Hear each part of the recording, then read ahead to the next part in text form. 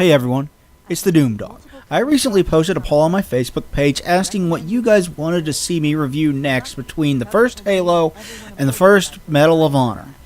Halo won, so let's get started. First off, let me lay down some ground rules here. This is not the only Halo game that I'm going to review. I'm going to do a series of reviews on these games. My focus here is to look at the single player campaigns, as that is what I'm most interested in. When I do not talk about the multiplayer component, you now know why. If I get questions about this in future videos, I will just point you in the direction of this one. Furthermore, there may be questions that I have about the story or problems with the writing that are fleshed out in novels, comic books, or movies, but I'm not critiquing those. I am looking at the story the games themselves tell. If some expanded universe content answers or fixes problems with the writing in the game, I will simply tell you that it should have been in the game. With all that in mind, let's begin.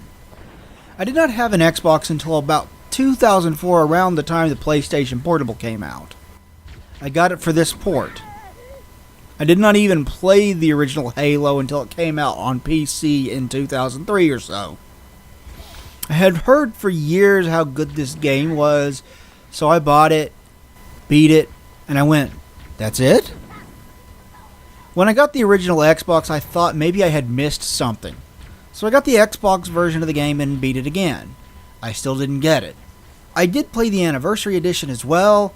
I still had problems with that game when I did. I have never thought of Halo as the masterpiece that everyone else swears up and down that it is. I always felt like I was missing something that everyone else swears is there. Let's take a look.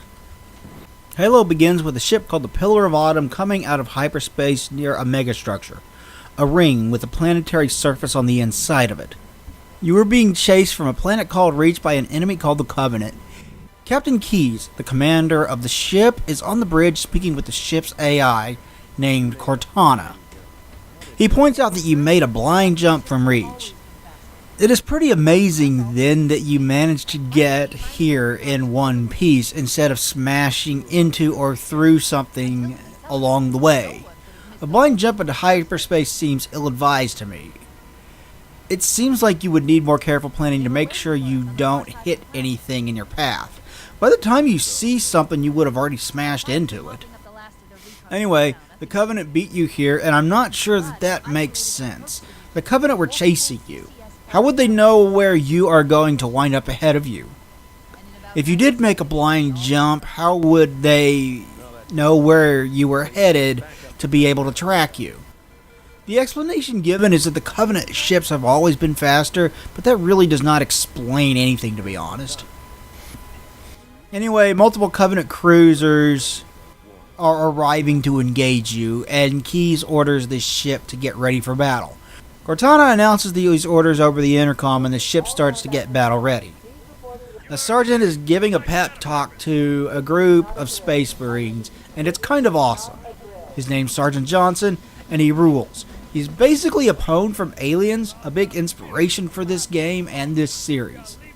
He tells the Marines that they are leaving the ship to engage the Covenant on the surface of the ring.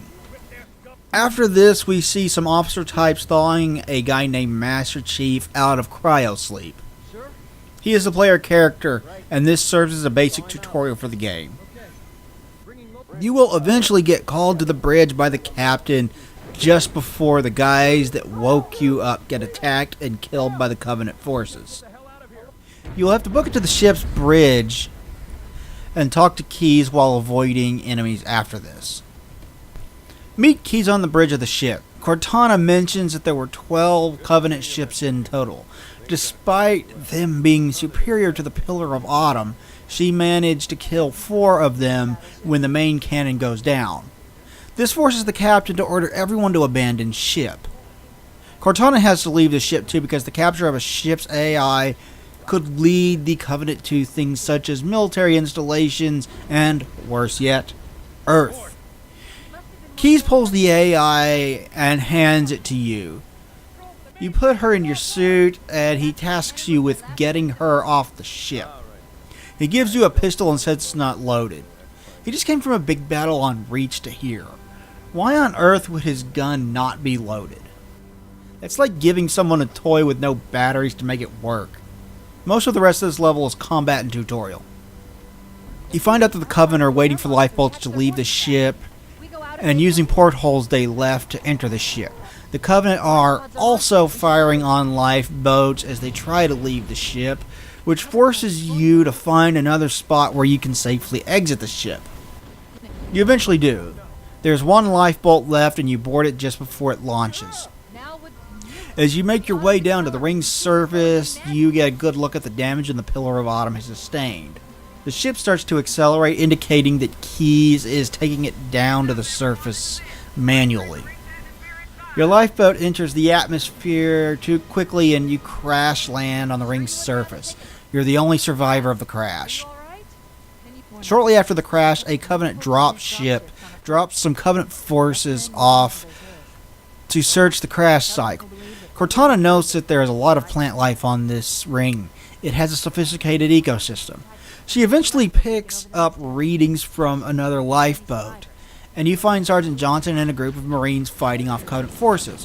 Fight alongside them until evac arrives. When it does, the ship drops off a warthog and you drive to a nearby cave. This cave turns out to not be a natural formation. It was built for a purpose. It must lead somewhere, so drive through it. You eventually come across a large gap in the cave, and Cortana tells you to get out and look for a control panel. Upon finding it, you interact with it and cause a bridge appear. It appears to be made out of light, but the Warthog drives across it just like it would any other surface. A lot more crew made it off the ship than previously thought, so exit the tunnel and start rescuing people. We find one batch of Marines concealed within a rock slide. Fight off the Covenant with them until evac arrives to pick them up. The second batch is inside a structure of some sort on the ring. Fight off the Covenant until evac arrives to pick them up. As you are headed to the last batch, Cortana says she found out that Captain Keyes is still alive. He's being held captive along with a number of Marines from the Pillar of Autumn. Hurry to the final lifeboat so you can stage a rescue operation. The third and final group of Marines are hiding in the hills above a large structure on the ring's surface. Fight the Covenant off until evac arrives. Cortana says Keyes is being held on a Covenant ship called the Truth and Reconciliation. Get on board the evac ship with the other Marines and stage a rescue operation. You approach the Covenant ship at night. You land about 300 meters away from it with plans to sneak around to use the ship's gravity lift to board it. Once inside, Cortana will be able to locate Keyes via his neural implants, and you will be able to go right to him. Use your sniper rifle to take out as many Covenant as you can before the Marines rush their positions. Johnson is with you for this mission. After you take out as many Covenant as you can before being spotted, head down the hill and make your way around the cliff toward the gravity lift. Fight the Covenant guarding it and use it to board the Truth and Reconciliation. Upon arriving on the ship, you will find no Covenant near you because they are cloaked and invisible. Take them out and start searching the ship for Keyes. As you bypass docking bays, Cortana will use them to call for reinforcements. Eventually you will come across holding cells. Keyes must be in one of them, and he is indeed. He tells you that it was reckless of you to come here and rescue him, and that you should know better. But he thanks you for it anyway. He orders Marines to gather up weapons and get ready to escape the ship. He mentions that he overheard the Covenant talking, and they call the ring Halo. It holds a strong religious significance to the Covenant, so they are very religious. They believe that it is some kind of extremely powerful weapon, and whoever controls it controls the universe. Cortana suggests that there must be a control room for Halo, and Keyes gives you and her orders to find it before the Covenant do. Fight your way out of the holding cells and make your way back to the ship's bridge. When you get there, Cortana calls Foehammer, the evac ship, and asks for pickup. She's busy with Covenant forces right now and can't come to your rescue. Keyes says that if you can find a Covenant drop ship, he can fly all of you out of here, so make your way back to the docking bay. Access the control panel and release the ship. Cortana says she needs a minute to interface with the controls, but Keyes says he can take it out himself. How does he know how to fly this thing? The game has given no indication that he knows how to fly a Covenant ship. Anyway, a couple hunters come out to try to stop you from flying out of the ship. Keyes kills them by ramming the ship into them, though, and he flies out. You are next on board Foehammer, flying toward a small island. Cortana says that she accessed the Covenant battle network and discovered that a map room for Halo should be here somewhere. The Covenant called a silent cartographer. Foehammer drops you off on the beach, and you start searching for it. Upon landing on the beach, you are immediately engaged by Covenant forces. After winning this brief battle, Foehammer drops off the Warthog, hop onto it, and start exploring the island. You will come across a facility that Cortana says might contain the map room and a path leading to the interior of the island.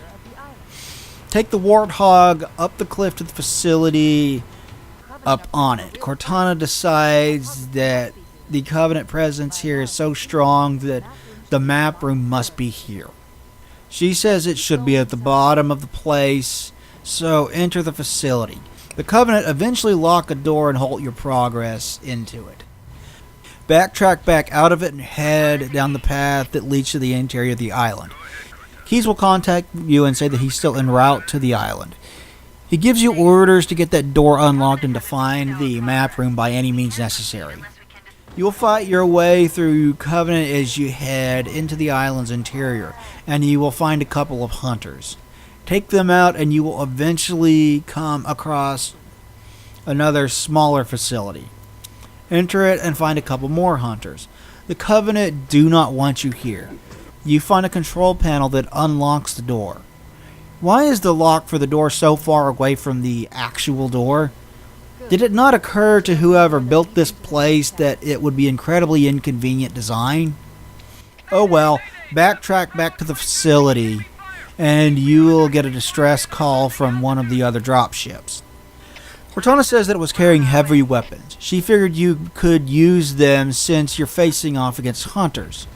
You will find the dropship crashed onto the beach. Pick up the rocket launcher from the wreckage and head back to the first facility. The rocket launcher will make hunters much easier to deal with.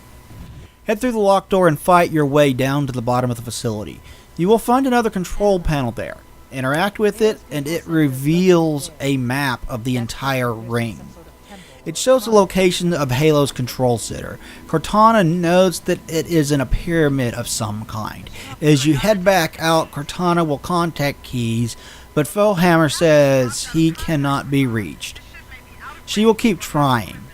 Board Foehammer and take off. The coordinates are underground. The ring has a large network of underground tunnels covering the entire thing. Foehammer drops you off and leaves you to find the control room. Cortana notes that the Covenant have this region secure. You walk outside after traveling through the tunnels to find it snowing. She then questions whether the patterns are natural or if it is somehow artificially created. You get a call from another group of Marines, so go find them. You do eventually run into them and you discover the pyramid structure where the control room should be housed. The entrance to it should be at the top of the pyramid. Cortana suggests stealing one of the enemy's ghosts to get to it because you could use the extra firepower. After a long hard fight, you finally make it to the control room. Chief approaches the control panel and transfers Cortana to it. She says that it gives her access to a wealth of knowledge which she starts accessing immediately. The Chief asks what kind of weapon Halo is and how it can be used against the Covenant. She has a very strange shift in personality here and insults him for practically no reason at all. She claims that it is not just a weapon. We will learn later that this isn't entirely true. It pretty much is a massively powerful weapon. She says it is Forerunner technology. They built it and they called it a fortress world. She starts to panic here and says that the Covenant found something buried on this ring that scares them. She tells you to go find the captain and to stop him, but she does not tell you why. The chief runs from the room and leaves her behind. Why does he do this? Granted, you clear the area of Covenant forces, but this area is very important to the Covenant. It seems likely that they will come back and try to retake the control room. Leaving her here leaves her vulnerable to the Covenant discovering and kidnapping her. Leaving her here really does not make much sense. Foehammer drops you off in a swamp, and Keyes says that the last transmission was from this area. It was about 12 hours prior. As you are exploring the swamp, you will come across a downed dropship with a repeating distress signal. Not too far from it is a Covenant dropship as well, and you eventually find a building hidden in the swamp.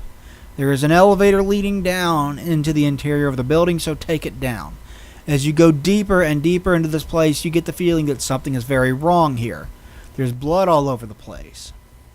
Some kind of slime is dripping from the ceiling. There are Covenant corpses and weapons discarded. There is dirt and grime everywhere. The environmental storytelling here is great.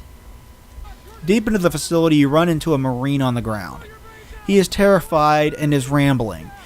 He warns you to stay back and says you are not going to turn him into one of those things. If you get too close, he will start shooting you. You can kill him if you wish, but he is easy to bypass as well.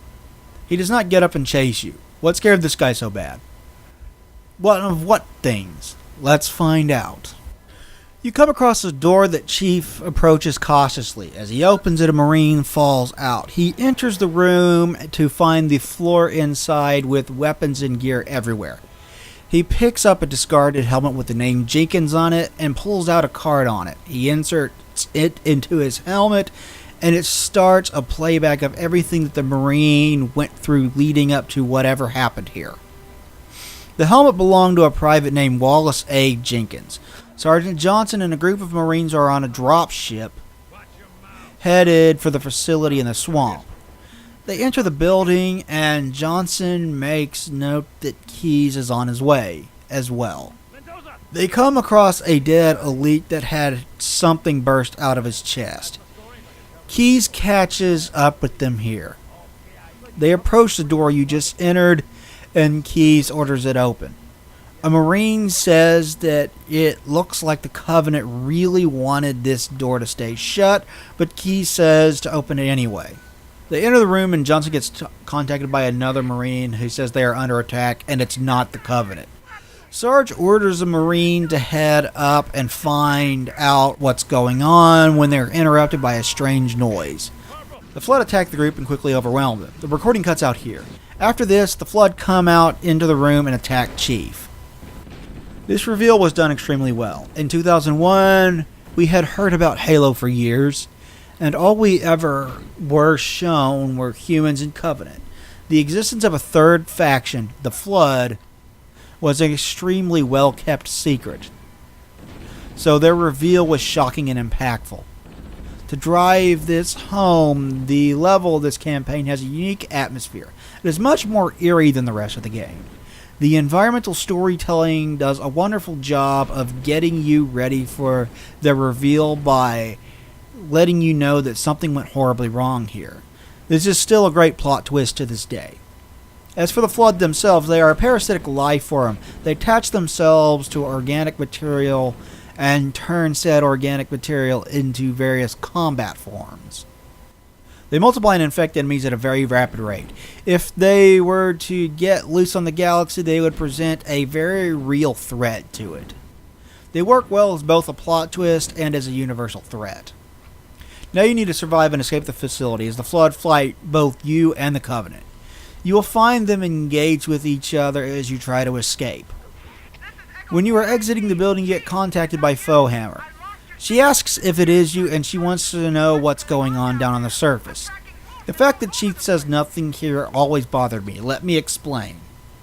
I get that the Chief is mostly a silent protagonist. He does not talk during gameplay, but he does talk during cutscenes. Even during those, he does not tend to say very much.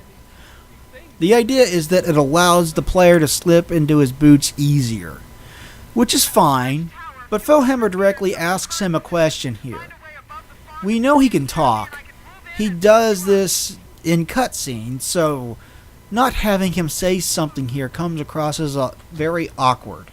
Would it have been too much for him to say something like, "Yeah, it's me, I need extraction immediately," or something like that? Anyway, you run into a group of Marines that are glad to see you. They were ambushed by the Flood as well. Philhammer tells you to find a large tower in the swamp, and she will evac you there. Fight your way through the Covenant forces and make your way to a large tower. A flying robot ball appears out of nowhere. He refers to himself as 343 Guilty Spark, and he says that he is the monitor of this ring, which he calls Installation 04. He says that someone released the Flood. He claims he needs your help, and he teleports you away. I do not like this scene. It is so quick and awkward. It introduces a new character in a matter of 4 lines of dialogue. It also shows that Halo has some sort of teleportation grid. Prior to this, it was not even hinted at that such a thing existed. And there is no build up to 343 Guilty Spark at all. The entire scene feels rushed. You appear in a massive facility that is unlike anything you have seen so far, and 343 Guilty Spark tells you to follow him. He says you must collect an item called the Index. The Index is a key that you need to fire Halo. The entire facility is crawling with the Flood, and Chief believes that retrieving the Index and using it to fire Halo will kill the Flood, and that it can be used against the Covenant as well. There are multiple points in this level where 343 Guilty Spark will fly off to unlock a security door, and he will leave you to deal with waves of Flood until he returns. He says that you brought ineffective weapons for dealing with the Flood. I'm not so sure about that. Shotgun seems pretty effective to me. He will eventually summon flying robots called Sentinels to fight against the Flood with you. And he will talk to you while you are fending them off.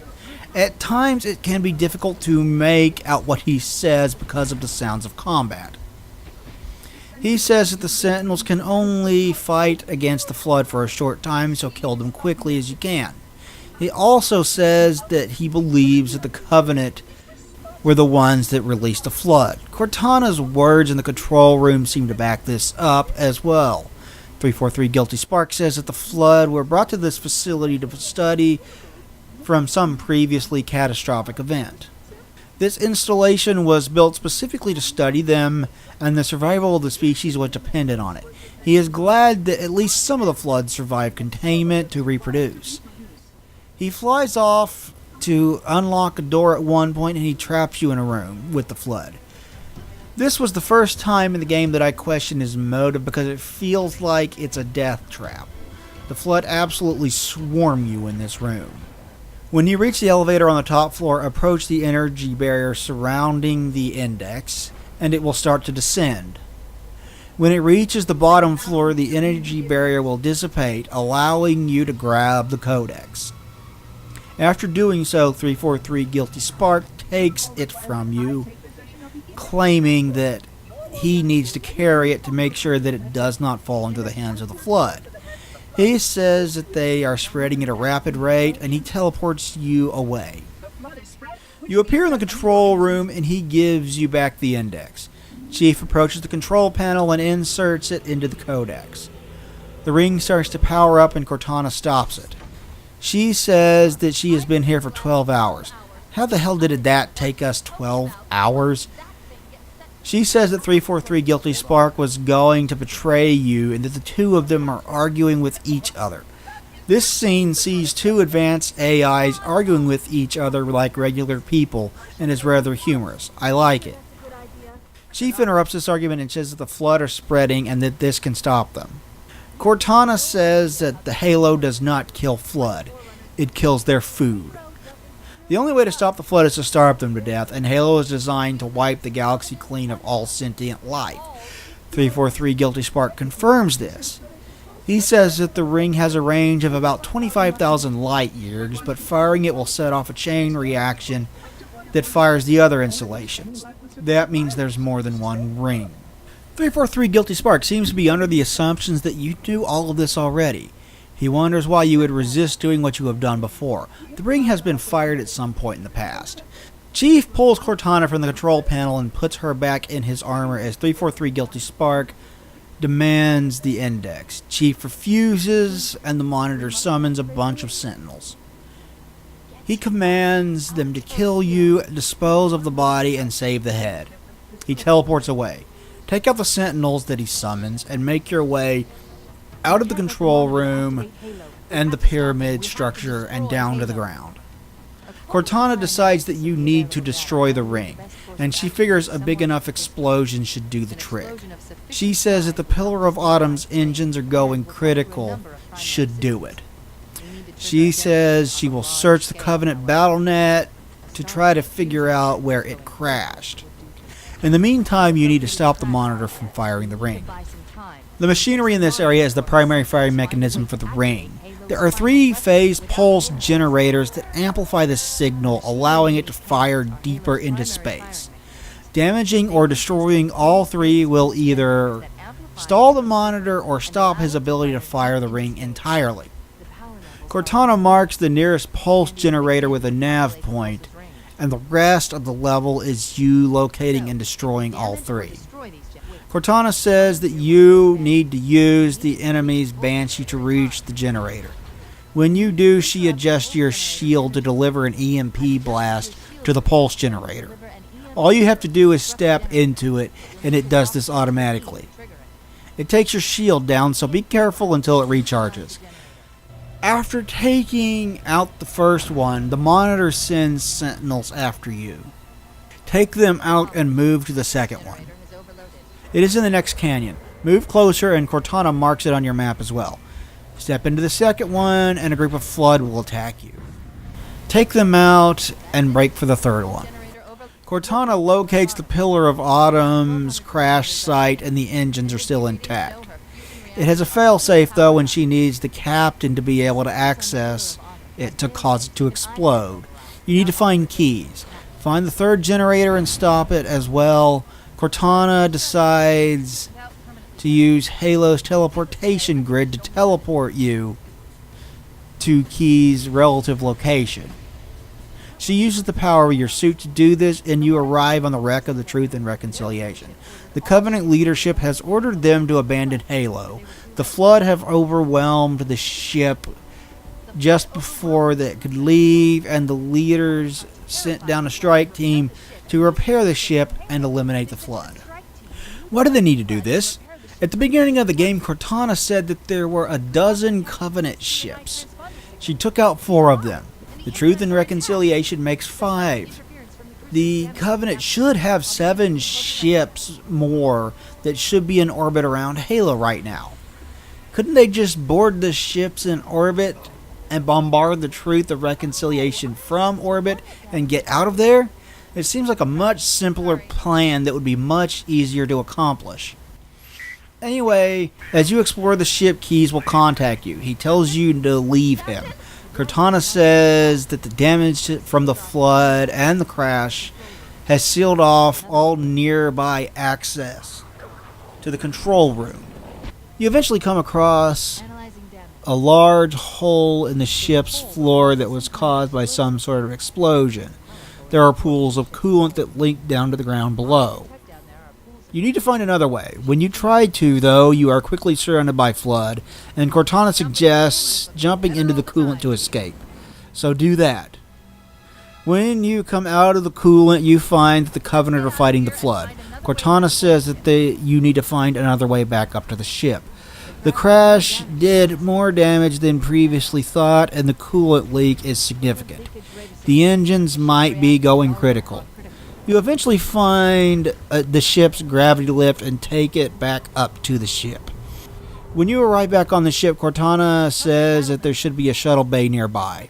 She then notes that the Flood are gathering bodies in one of the corridors for some unknown reason. You reach another shuttle bay, and Cortana says that the control room should be on the 3rd floor. Make your way up, and you are contacted by Keyes again. He sounds in pain. The voice acting here is questionable. Cortana says that his life signs are fading and you need to hurry. Enter the control room and find Keyes cocooned by the flood for some unknown purpose. There are life signs, but none of them are human. Cortana says that you cannot let the flood off this ring. Chief punches a hole in the big ball of Keyes and pulls the implants out of him. I get that this is supposed to be an emotional moment, but Keyes is such an underdeveloped character that it doesn't really work in that sense. However, it is a surprising plot twist. The Flood have not done this to anyone else, so they must have had something special in mind for Keyes. What could it be? As you try to make your escape, you are ambushed by the Flood and the Covenant forces. Fight your way out of the room and make your way back down to the shuttle bay. Go down to the first floor, and Cortana suggests using the Banshee to escape the ship. Hop on it and fly your way out. Chief flies the Banshee just short of a hole in the side of the ship and crashes. He climbs up into it. Cortana says that you need to get to the bridge and you will use the captain's implants to overload the engines. When you reach the bridge, approach the terminal. Chief puts Cortana in the console and she rigs the engines to explode. She sets a timer giving you time to escape, and the monitor interrupts it. He is extracting information from the ship's computers and he stops the self-destruct sequence. How does he do this? You needed the captain's neural implants to get the sequence started in the first place. Logic dictates that you would need them to shut it down as well. He does not have them. Why can't he remotely hack the bridge's computers and stop this process? It is never explained. Anyway, Cortana mutes him and finds his location. He's in engineering. She figures he is trying to take the core offline. Chief asks what it would take to take out the engines manually. She says that a well-placed grenade should do it. Really? That's it? One grenade or one explosion can accidentally destroy the entire ship? That seems like a design flaw to me, but okay. Chief pulls a grenade out, indicating that he intends to take the ship's engines out manually. Cortana says she's coming with you in Sentinel's attack. Chief pulls her from the console and puts her back in his suit. Deal with the Sentinels and make your way up to engineering. When you reach the engine room, Cortana says that the monitor has locked her out so she cannot restart the countdown. Again, how can he do this? Why does he seem to have more control over her ship than she does? Your only option left is to destroy the engines manually and escape. If you do run out of grenades, there's an armory nearby where you can get more explosives. For each engine, you will need to use the nearby panel to pull back the exhaust covers. This exposes the shaft to the drive. Lob a grenade into the shaft and blow it up. Interact with the panel to expose the shaft, lob the grenade, and blow it up. Do this 3 more times for the other 3 engines.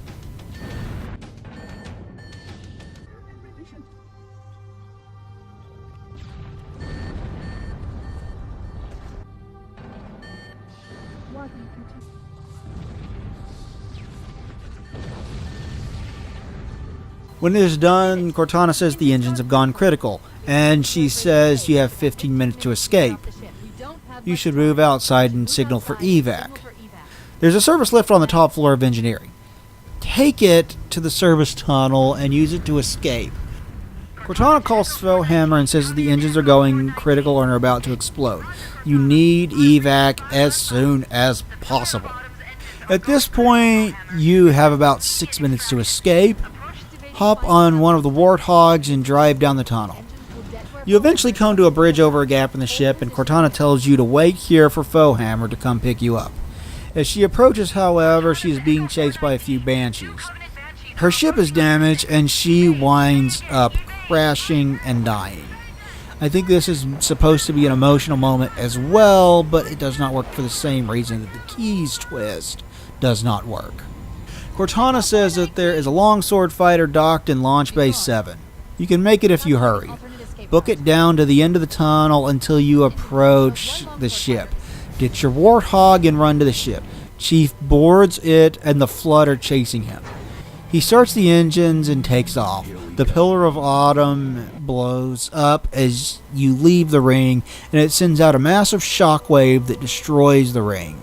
Chief asks if anyone else made it, and Cortana says no. She reassures you that you did what you had to do to keep the flood from spreading, and that you managed to destroy an entire Covenant armada. What happened to the other 7 ships? Whatever did happen, it was never shown. Cortana says that it is finished, and Chief says that it is just beginning. After the credits, you see 343 Guilty Spark flying through space. Overall, I like the story. It has some problems, to be sure. It is not perfect, but the sense of mystery is very good. The concept of the ring itself is awe-inspiring, and the big plot twist is well executed. It is light on character development, so the characters are not that memorable as a direct result of it, but its focus lies on the bigger sci-fi ideas that it presents. The lack of character development is not a major problem here. The way the story is presented is great as well.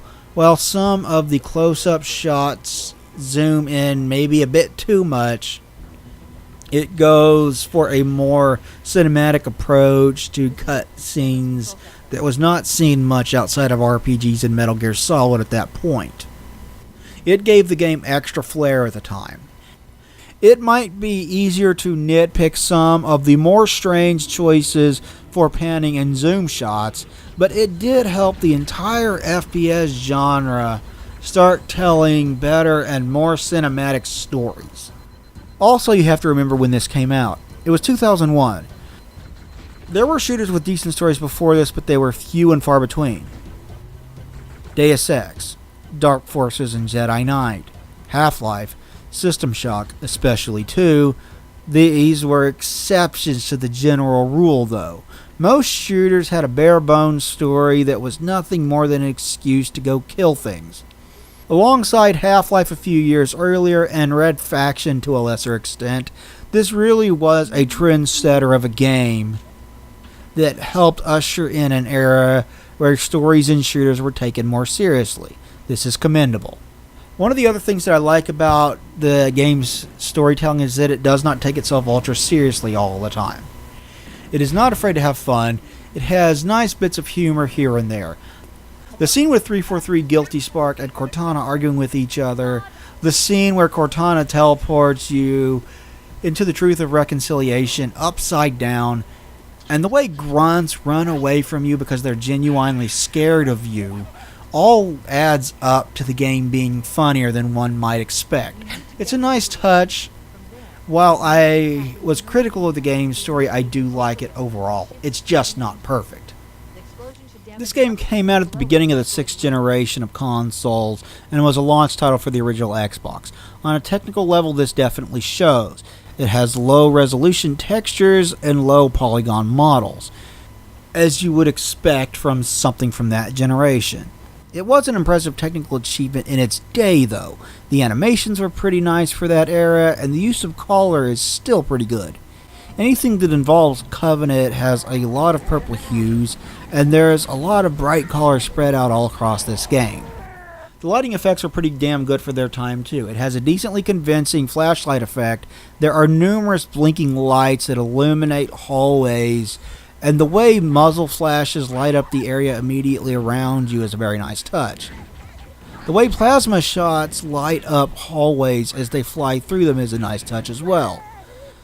Explosion effects were also pretty good for their time, and ragdoll physics range from decent to absolutely insane and over the top at times. None of this is anything close to modern standards, but it was very advanced in its day, especially for a console game. There's a lot to be said about good art design, though. Good art design can keep a game looking good long after it looked extremely dated on a technical level. And that is definitely the case here. Every weapon has a unique design, and the Covenant weapons have a very different style from the human weapons. Each Covenant enemy type has its own distinct look as well. They stand out, and when you see them, you immediately identify them as Halo. The art design goes beyond that, though. The ring itself is a fascinating piece. A giant ring with a planetary surface is such a cool concept. Bungie may not have invented it, but they did such a good job with the look of it that they brought it to the mainstream. All the structures and design work done on the ring itself look distinctly Halo as well. It is easy to pick up a screenshot from any game in this series and immediately identify it as this series. The art design is brilliant, pure, and simple. It is one of the game's best aspects, and, in my opinion, one of the very first things that draws new players to it. The sound design is a bit more of a mixed bag, however. None of it is outright bad. Every weapon has its own distinct sound. When you hear the shotgun, you immediately recognize it as the shotgun. When you hear the charge of a plasma pistol, you immediately recognize what it is. The pistol has its own unique firing sound too. The problem, however, is that none of them sound particularly powerful. They didn't sound particularly powerful when this game was new either. That has been one of the things that has always bothered me about this series. The weapons have always sounded weak, and in my opinion, it takes away from the impact that they have when you shoot enemies with them. A shotgun should have real power behind how it sounds, for example. When it doesn't, it makes it feel weaker when you actually fire it. This, in turn, makes the weapons less fun to fire than they should be, and it takes away from the overall gameplay experience. I think this is my biggest point of contention with this series as a whole. I like a lot of the things the series does, but the weapons just aren't that fun to fire. The rest of the sound design is better. The environmental noise tend to be pretty good. Every vehicle sounds decent. The tank has a lumbering sound, and the Warthog has a faster vroom sound. The Banshee makes something of a gushing wind sound as it glides through the air. The voice acting is pretty decent across the board for the most part. There are a few questionable lines here and there, but it is usually believable. Where this game's sound design really shines, though, is in its music. This game has been praised to the heavens and back for its soundtrack, and it definitely deserves all that praise. The soundtrack to this game is composed by Martin O'Donnell and Michael Salvatore, and the soundtrack that they composed for the game is absolutely brilliant. There's not a single bad track anywhere on this game, and the main theme deserves the love that it gets. It is one of the better themes in video game history, and this is one of the best soundtracks in first-person shooters. I would not quite rank it on the same pedestal as something like Chrono Trigger or Final Fantasy VI, but as far as first-person shooters go, this and Bobby Prince's soundtrack for Doom are about as good as it gets. The soundtrack ranges from symphonic with choir to electric guitar with a rock vibe to intense and ambient.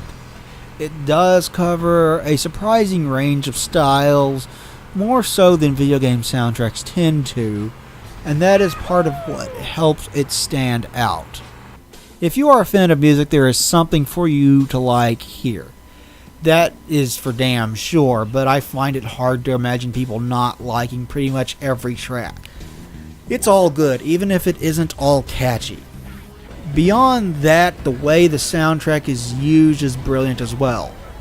It repeats a few tracks perhaps a little too much, but that is such a minor complaint. As a whole, there are a lot of tracks for various areas of the game, and there's a large chunks of the game with no music at all. Bungie knows exactly when and how to properly utilize different tracks to great effect. The music can get you hyped. It can be intense. It can instill a sense of dread. It can drive a sense of loss. It is just excellent work all around. From a gameplay standpoint, this is a fairly simple and straightforward first-person shooter.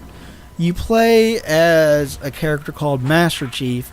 He is a super soldier in this universe wearing what is effectively a suit of power armor. It provides you with a shield that drains as you take damage. When it reaches 0, it starts beeping at you to indicate that your health will start taking damage. If you find cover, you can wait for it to recharge. It does this at a fairly slow pace, but it's not that bad.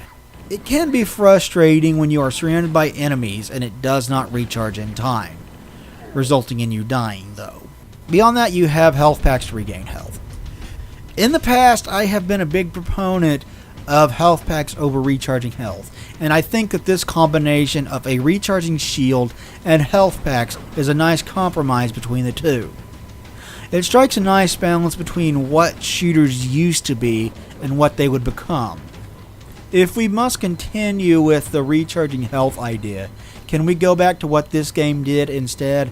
I like it better personally. You have a dedicated grenade button, which is nice. On PCs, you could always switch to grenades and back to your guns fast enough that you did not necessarily need one. But you never really had any quick way to switch between your different weapons on consoles, so a dedicated grenade button is a nice touch. Grenades come in two types in this game. You have standard frag grenades. They are fine, but you have plasma grenades, which are a lot more fun. They stick to things. If you can get one to stick to an enemy, they are an insta-kill on everything except hunters. And they will either heavily damage or outright destroy enemy vehicles. They are a lot of fun to use, and watching enemies panic when you stick them with it is always fun. You have a 2-weapon limit in this game. You can carry no more than 2 weapons at a time. I have made no secret of the fact that I am not a fan of this system. I would much rather carry all of my weapons at the exact same time. While it lets you switch weapons faster, I frequently find myself having to drop one weapon I wanted to use for another that I needed to use. I prefer the tactical options available to me by having all of my weapons at all times. It makes less sense, sure, but I believe it's more fun. Speaking of weapons, there are multiple types of weapons. The humans have a pistol with a 2x zoom, and it is the most overpowered pistol you will ever use in any game. It's fun to snipe enemies with, and you will probably use the pistol in the game more than you do in any other FPS you will ever play. There is an assault rifle as well. It is a decent damage dealer that chews through ammo rather quickly. Sometimes it feels like it's underpowered against elites though. Still, it is probably the weapon that you will be using most in this game. There's a sniper rifle that is a special use weapon really. You are probably only going to use it when you get the opportunity to take out enemies from afar. There's a shotgun too, and the shotgun in this game is pretty badass. It will probably be your main weapon against the Flood. It takes a while to reload, but you can take out any Flood form with a single shot, and you can take down multiple with one shot at times. It is the quickest way to take them out. Finally, there's the rocket launcher. The game gives you this sparingly. Are you coming up against vehicles or hunters? There's a good chance the game will give you a rocket launcher. It does heavy damage and instantly kills everything except Covenant tanks. Those take more than one shot. Be careful though, you can kill yourself with it.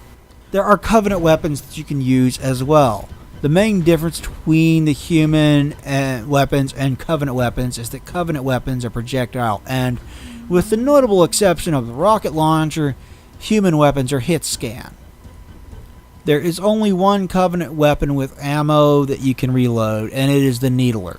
Honestly, I do not think I ever killed a single enemy with the Needler in my 2 playthroughs for this review. I found it pretty useless, to be honest. The plasma shot and plasma pistol, however, are much more useful. They both run on batteries and cannot be reloaded. When the battery percentage reaches 0, you have to discard it and find another weapon. They both limit how much you can use them by overheating. There's a meter on the gun that shows you how close to overheating you are. If you overheat them, you'll have to wait for them to cool back down before you continue to fire at enemies. The plasma pistol can be charged and fired at enemies. This is good for a more powerful shot and for taking out elite shields. You have to pull the trigger for each individual shot though. The plasma rifle works more like a machine gun though. It fires quickly as you hold down the trigger button. The hunters have weapons called fuel rods that work similarly to grenade launchers or rocket launchers and are devastating, but the game does not let you use them. Halo is also an early example of an FPS with vehicles you can drive. Both sides have vehicles that you can pilot. The humans have the Warthog, which is a Jeep type of vehicle with a mounted turret on the back of it. The physics are a little odd and they take some getting used to. You tend to slide very easily in the Warthog, but it is a lot of fun to control when you get the hang of it. It makes it easier to maneuver around enemies, though you do lose some precision. You can have one passenger and someone on the gun to shoot at enemies with you. Word to the wise though, never let the AI drive. For whatever reason, the Warthog is indestructible in this game. It's the only vehicle that is. The humans also have a tank called a Scorpion tank. It is a much slower and lumbering vehicle and can take quite a bit of damage. It also has a powerful attack from its main cannon and a machine gun as well. It has more limited movement capabilities than the Warthog, but it pushes through with sheer strength and power. You can take out enemies fairly quickly because it one-shots basically everything with its cannon. You can have a couple of soldiers ride on it and fire at enemies with their weapons as well. The Covenant also have a couple of vehicles that you can commandeer and use as well. The first, and my personal favorite vehicle in the game, is the Ghost. Its weapons may be less powerful than the two human counterparts, but this thing floats just above the ground and allows you to strafe from side to side with it. There is nothing I love more in this game than taking out enemies of all kinds with the Ghost. It handles with more precision than the Warthog does, and it is so much fun to drive. I wish there were more areas of the game where you could use this thing because of how much fun it is to use. The Covenant also have one more vehicle you can pilot called the Banshee. It is the only vehicle in the game that you can use to fly, and I have never liked the way it controlled. If you are not actively flying forward or backward, it tends to drop like a stone. And it cannot strafe the way I want it to. I always want to be able to maneuver it like I do the Ghost, but it cannot do that. It does have a cannon blast that's damn powerful though. It takes a few seconds to recharge, and it has a less powerful plasma shot that it's a more steady and constant rate of fire. It can be powerful in the right hands, but I've never liked using it. The Covenant have one more vehicle called a Wraith. It is effectively their version of a tank. You have to fight one multiple points in the game, but you never get to commandeer one and pilot it for yourself. Likewise, the humans have drop ships that can fly in and out of battle, but that you cannot use. You escape Halo on something called a longsword fighter, which is a spaceship for short-range dogfighting that you cannot use either. The Covenant also have a dropship as well. You steal one at the end of the fourth mission, but you are never able to pilot it yourself. The rest of them are not that big of a deal, but I would like to have piloted the Wraith in this game. Enemies come in a variety of styles. There are 4 types of Covenant that you will fight over the course of the game, but you really only fight 3 of them in groups. Those 3 are the Grunts, the Jackals, and the Elites. You do have to employ strategies to take them out as well. It's like Doom in this sense. When you come across a group of enemies, you have to prioritize and strategize how you're going to fight them to survive. The Grunts are the easiest to kill. You can take them out with 1 or 2 whacks from your weapon with your melee attack. They are small and they will go down quickly with any weapon. They are always in groups though, and they tend to be grenade happy. These guys love to lob grenades at you, so do not automatically write them off. They can hit you with a sticky grenade for an instant kill. They also travel with elites. When their elite commander dies, they do not know what to do and scatter. The Jackals have an energy shield that they hold up in front of them. They use it to block all incoming attacks that hit the shield. But the shield does not last forever. You can take it down eventually, but you are better off with more precise shots to the 2 notches in the shield that allow you to shoot them, bypassing the shield. This does require very precise aiming, but you can take them down with a single shot from the sniper rifle this way. Alternatively, you can charge in and melee them to get them to lower the shield, allowing you to pump them full of lead and take them down quickly. Elites are the main enemies of the game that you will be dealing with for the majority of the time that you fight the Covenant. These guys are the smartest out of the lot. They will do things like dodge roll to avoid melee attacks and to get out of the line of sight. They also have energy shields that protect them, similar to yours. You have to take that down before you can take them out. They use plasma rifles so they can deal out damage fairly quickly as well. These guys are the most fun to fight of the Covenant. Last but certainly not least, we have the Hunters. These guys are big hulking enemies that can take a pretty large beating before they go down.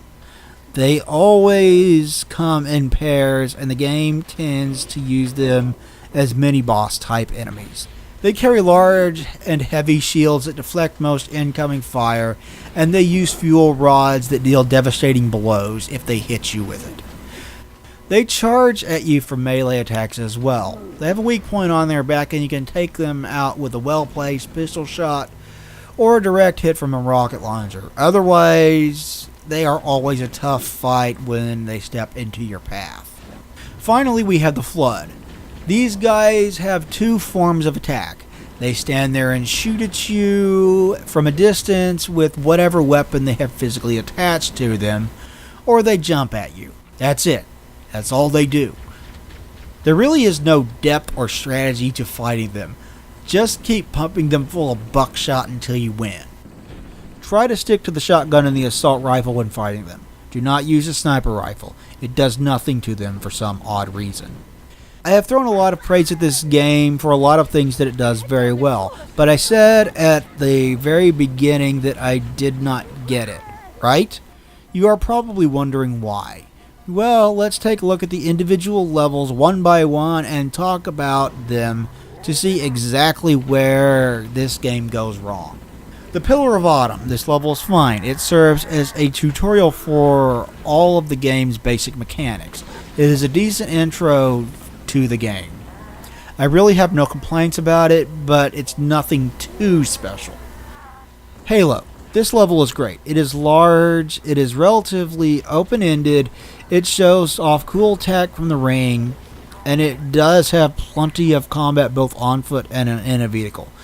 The Truth and Reconciliation. Sniping is fun in this level. It has a more linear design, but the ship's hallways tend to be fairly large, giving you plenty of room to maneuver. I have no major complaints about this level either. The Silent Cartographer. This one is great for the exact same reason that the level Halo is great. It gives you more cool tech and structures from the ring. It has large open areas to fight enemies in. It has on-foot and vehicle action. It's just a really well-designed level. Assault on the Control Room. This is where the problems start creeping into this game. This level has you fight over the same bridge and very similar looking rooms over and over and over again to the point where it is beyond irritating.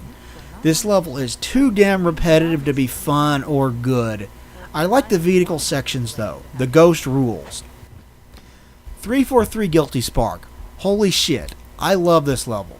When a level does something extremely well, it can overcome the shortcomings of the game.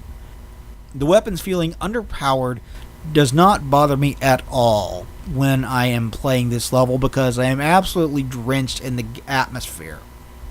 The environmental storytelling is excellent, the build up to the plot twist is wonderful, and the plot twist itself is great. The sense of mystery in this level is top notch as well. This is my favorite level in the game. The Library. This is where the quality of the game goes into a nosedive and never recovers.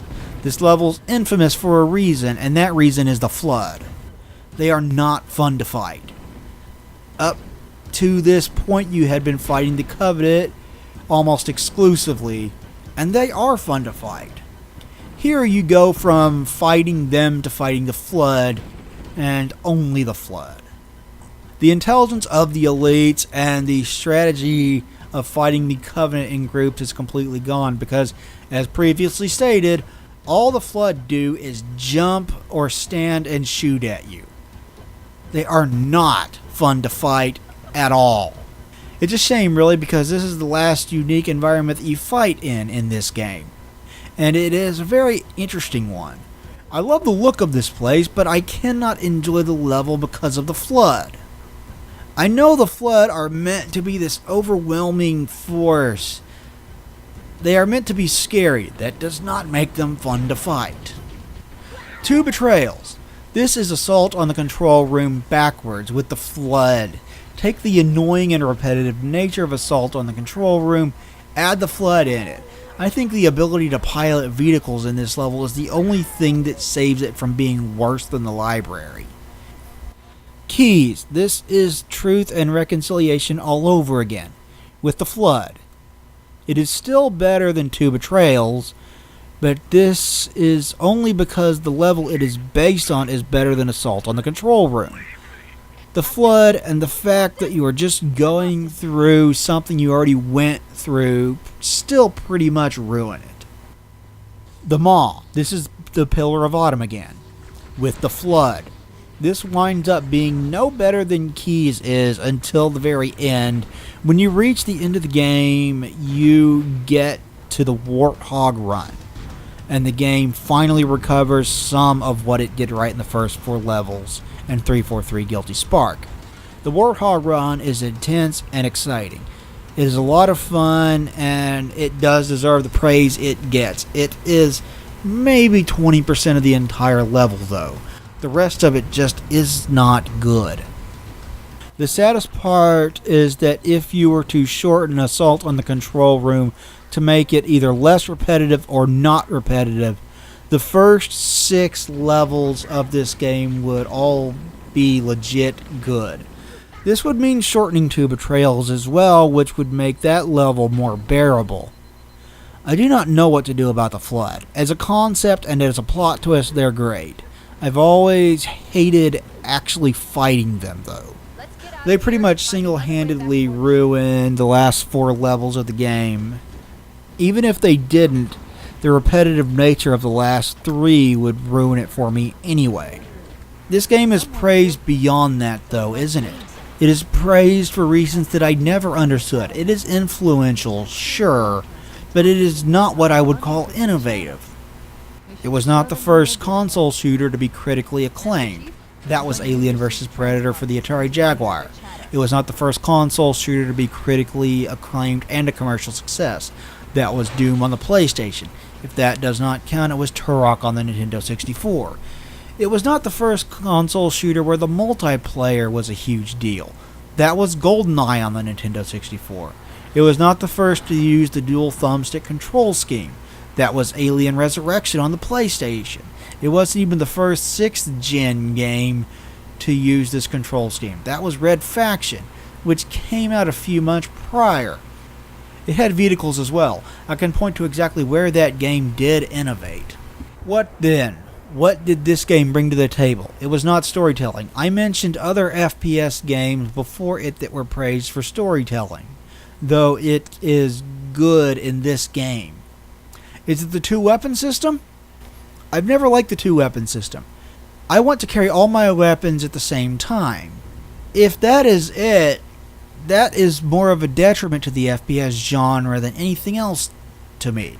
I just do not get why this game received the level of praise that it did. I like the music. I like the art design.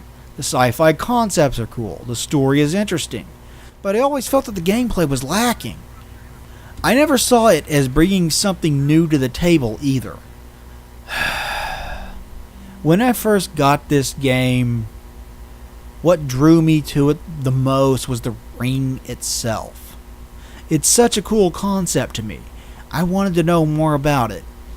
What keeps meteors from smashing into the ring and breaking it apart?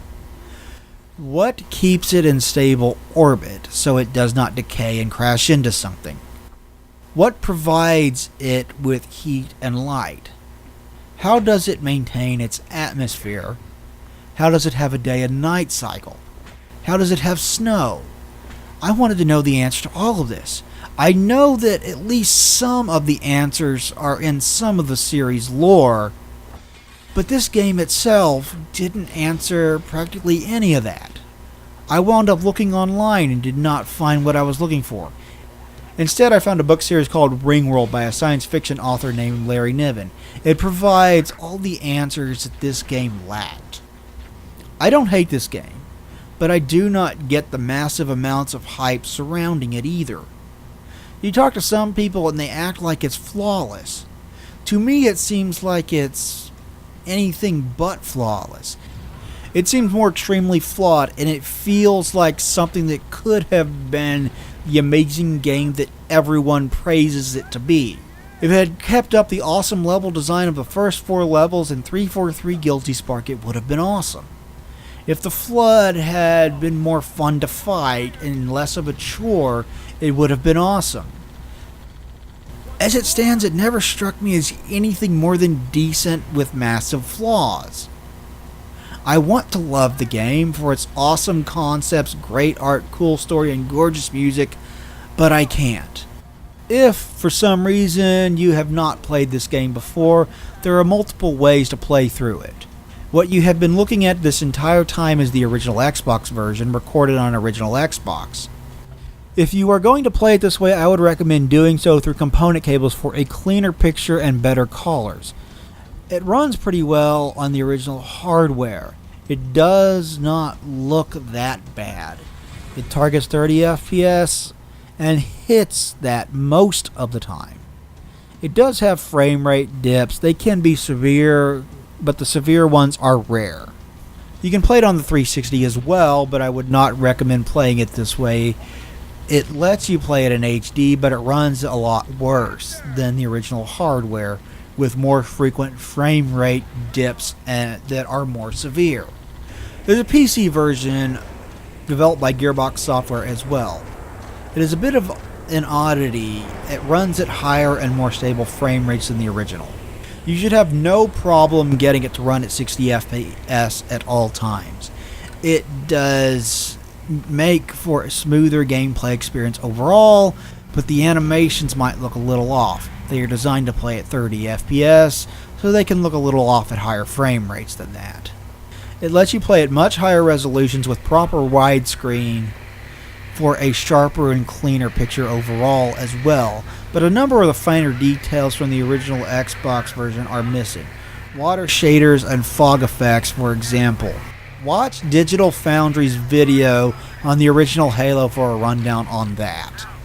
There is also an anniversary edition for the Xbox 360. It literally layers the Halo Reach graphics engine on top of the original game's graphics engine to give it a shinier coat of paint, and it sure is pretty. You can switch back and forth between the classic graphics and the new graphics as well. It's a nice touch. This adds skulls, which became a series staple in later games, and terminals to expand on the game's story and lore in awesome ways. It also adds new sound effects for the weapons. They are not quite at the devastatingly awesome level of Halo 4's sound effects, but they are an improvement over the original. They sound more powerful, and it makes them more fun to use, I think. The new graphics do betray how dated the original game's animations are, though. Frame pacing is uneven, and the frame rate is even more rocky than the original game. Still, this is my favorite way to play the game so far. There's one other version of Halo. The Xbox One got a remaster of Halo Anniversary as part of the Master Chief Collection. I have not played it, so I cannot speak to its quality, but from what I have heard, it doubles the frame rate from 30 FPS to 60 FPS and fixes the animation so they play properly at 60 FPS. I heard it fixes the frame pacing issues as well. It also recently got patched so that you can play it in 4K. I am sure it is buttery smooth to play and probably the best way to play the game today. Like I said, I did not own an Xbox One as of this recording, but I thought I should mention it. At the end of the day, I would recommend at least one playthrough despite my problems with it. It's still a good game. Thank you everybody for watching. I really appreciate it. Please do not crucify me. Please do me a huge favor and subscribe. Like, comment, share, and ring the bell to make sure you get updates when I upload them. Talk to you later, everybody. Doomdog out. Thou shalt not bow down before any graven image.